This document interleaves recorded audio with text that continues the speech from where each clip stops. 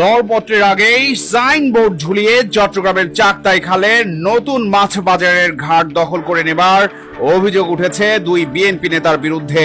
কর্ণফুলী নদীর আশপাশে স্থায়ী কিংবা অস্থায়ী স্থাপনার উপর উচ্চ আদালতের নিষেধাজ্ঞার পরও বিএনপির এই দুই নেতার ইশারায় হঠাৎ মাছ বাজারের পাশে সরকারি জায়গায় বানানো হচ্ছে নতুন স্থাপনা। মাছ বাজারের বেশ কয়েকজন ব্যবসায়ী চট্টগ্রাম প্রতিদিনকে জানান, ঘর নির্মাণের আড়ালে নতুন করে চাঁদাবাজির পথ তৈরি করা হচ্ছে। এমনকি তারা মাছ বাজারে আসা গাড়িগুলো থেকেও চাঁদাবাজির অঙ্ক করছেন। তবে অভিযুক্তদের দাবি, এখানে অস্থায়ী ঘর নির্মাণ করা হচ্ছে মালামাল রাখতে এবং শ্রমিকদের থাকার জন্য।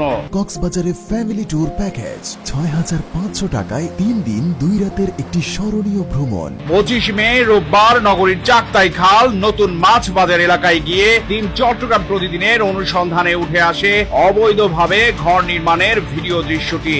অনুসন্ধান বলছে, বাঁশের কাঠামোর উপর টিনের ঘেরা দিয়ে বানানো হচ্ছে বড় সড়ো একটি স্থাপনা। তথ্যসূত্র বলছে, চট্টগ্রাম সিটি কর্পোরেশনের পক্ষ থেকে এখনো বাজারের ঘাট ইজারা না হওয়ায় খাস আদায়ের দায়িত্ব নিয়েছেন ১৯ নম্বর ওয়ার্ডের সাবেক কাউন্সিলর ও মহানগর বিএনপির সাবেক যুগ্ম সাধারণ সম্পাদক ইয়াসিন চৌধুরী আসু সহ মহানগর বিএনপির সাবেক উপদেষ্টা ও ১৯ নম্বর ওয়ার্ড বিএনপির সভাপতি মোহাম্মদ নবাব খান। খাস আদায়ের পাশাপাশি এলাকায় পান দোকান থেকে শুরু করে বিভিন্ন প্রতিষ্ঠান থেকে একটি গ্যাং গণহারে চাঁদা তুলছে তাদেরই নামে।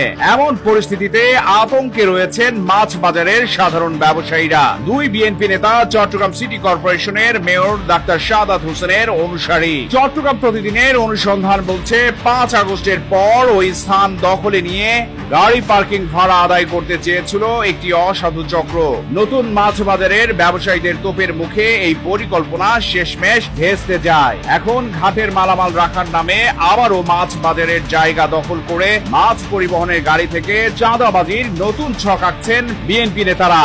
অভিযোগ ব্যবসায়ীদের, তারা বলছেন, মাছের গাড়ি থেকে চাঁদা নেয়ার কোনো অবৈধ কর্মকাণ্ড তারা কোনোভাবেই মানবেন না। প্রয়োজনে সারা দেশে একযোগে মাছ বেচা কেনা বন্ধ করে দেয়া হবে।